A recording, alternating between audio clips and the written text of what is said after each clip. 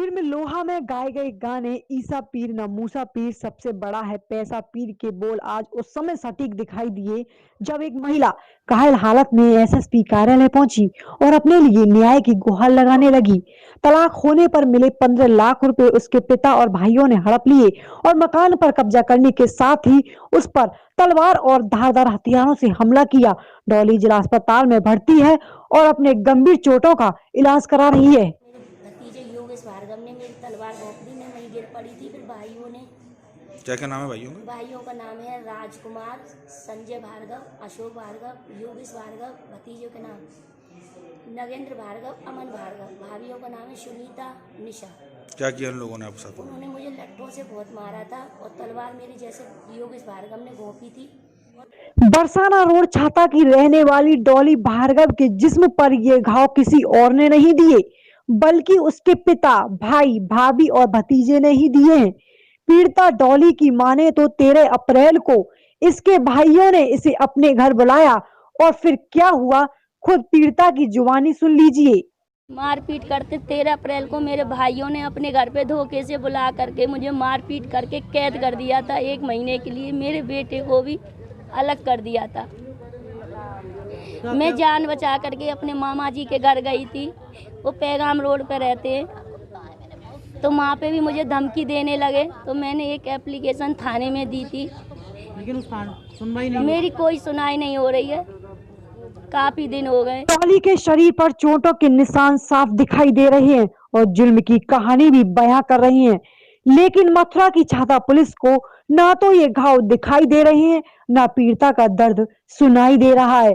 लेकिन कोसी की रहने वाली भाजपा पार्षद ने जब डॉली की सुनी तो महिला होने के नाते उसका दर्द जागा और वह डॉली के परिजनों से मिली तो डॉली के परिजनों ने बीच में ना पड़ने की धमकी देते हुए खुद को भी भाजपा नेता बता डाला।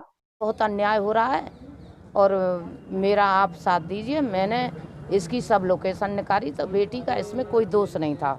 इसे जो पैसा मिला था डिवोर्स में, तो मैंने उन लोगों को पंचायत जोड़ के उनसे ये भी कहा था। मैंने कहा भैया ऐसा करो, ये बेटी तुम्हारी है, बहन तुम्हारी है, इसके लिए ऐसा साधन करो जो कि अपना बच्चा पाल ले। उन लोगों ने मुझसे बिल्कुल 2 टूक मना कर दिया, नहीं हम इसको मकान देंगे, ना हम इसको पैसा देंगे। इसके पास पैसा, हमने कहा कहाँ से आया इसके पास पैसा। 1-2 महीना से ये बेचारी पागल हुई फिर रही है बेटा को लेके। इसी दौरान उस दिन हम लोगों से बोले कि तुम इसके बीच में नहीं आओगी। मैं भी बीजेपी का आरएस का वो, मैंने कहा देखो अन्याय होगा तो मैं साथ दूंगी। दरअसल सारा विवाद उन 15.5 लाखों का है जो डॉली को पति से तलाक होने पर मिले थे। 15.5 लाख की रकम को देख पिता ने बेटी डॉली को भरोसे में लिया और एक मकान यह कहते हुए कि तुम्हारे नाम रजिस्ट्री में ज्यादा पैसे लगेंगे अपने नाम करा लिया और भरोसा दिया कि तुम्हारे नाम पर वसीयत कर देंगे। पिता ने 2 बार वसीयत की लेकिन भाइयों की नीयत में खोट आने पर वसीयत खत्म कर दी क्योंकि 9 लाख के मकान की कीमत अब ज्यादा हो गई है। मार्केट इसी के लिए इसकी कीमत ज्यादा हो गई है कि 9 लाख का लिया था। इसकी कीमत ज्यादा बढ़ने के लिए मेरे भाई और बाप की नीयत में खोट आ गया है, इसलिए मुझे छाता से भगाना चाहते हैं। कर रही हैं। मैं कैसे भी नहीं, मुझ पे कुछ भी नहीं है, खाने के लिए भी कुछ नहीं है। ऐसे तुम मिलाओ भाई होते ही मुझे कोई स्वेटर दिला गया, कोई कुछ ऐसे करके मैं अपना गुजारा कर रही हूँ। क्या चाहती हैं? मैं यही चाहती हूँ कि मेरा घर मिल जाए मुझे और मैं आराम से अपने घर में बेटे को लेकर जीवन व्यतीत करना चाहती हूँ।